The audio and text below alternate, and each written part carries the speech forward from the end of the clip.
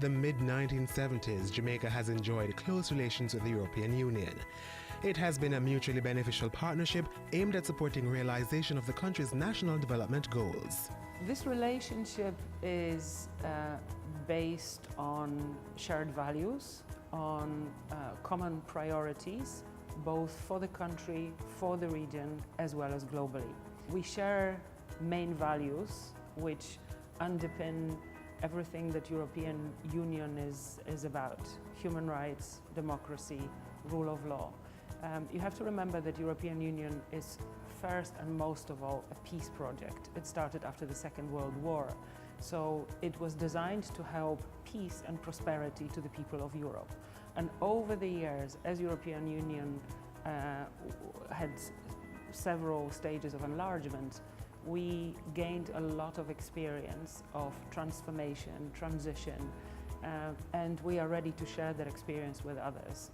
The Jamaica-EU partnership has been held together by a series of negotiated conventions and agreements hammered out on both sides. These agreements first took the form of what is known as the Lomé Conventions.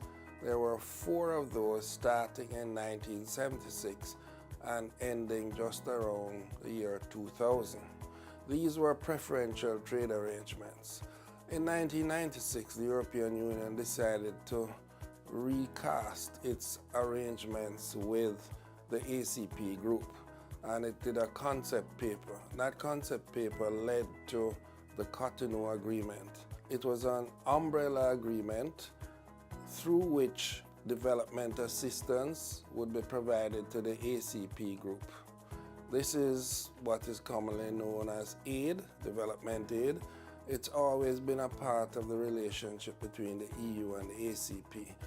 There has been a controversial issue in the sense that there were many people who felt then, and still do, that there should have been a single agreement. Their argument is that the critical mass of the ACP group would exercise more leverage in negotiations than if they were broken up into 6 regional groups.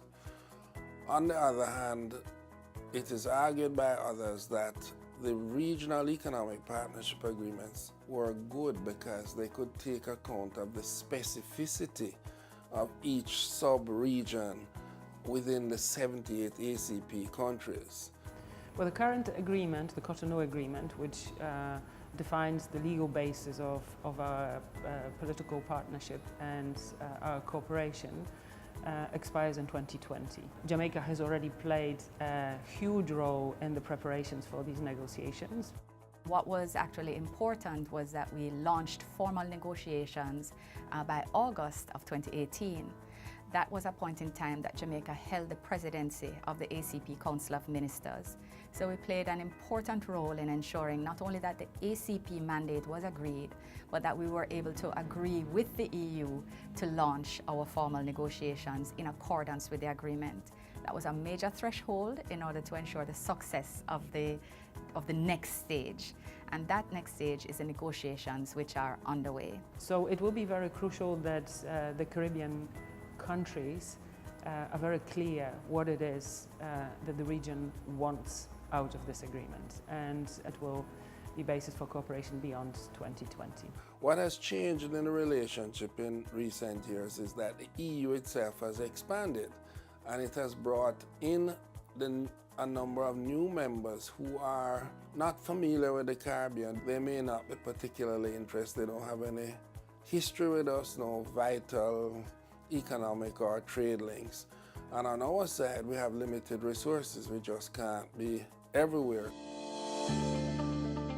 There is also concern about the UK's stated intention to withdraw from the European Union and the potential impact of this on EU-Jamaica relations given the historical links with the UK. But the EU is adamant that as it looks to the future, the focus is on strengthening the EU-Jamaica partnership, supporting efforts to create equal opportunities for all, reducing poverty and improving people's quality of life. Though the EU has been the largest provider of grant funding to Jamaica, as we grow and as per capita income increases, we can expect that there will be some challenge to maintaining the current levels of funding. Currently, EU engagement with Jamaica totals about 140 million euros approximately, covering 12 programs, which have been put in place to allow us to achieve our 2030 development goals and for us to be able to achieve the Millennium Development Targets and goals as well. We've built a number of educational facilities with the programs. We've opened up a lot of areas for farming, and so the evidence really has shown, and like I said, that's what brings us to the fourth cycle today. The evidence really has shown that this type of financing is so essential towards the development of the country. And so the EU, being the large partner they are with grant funding for Jamaica, really has bolstered JSIF's work.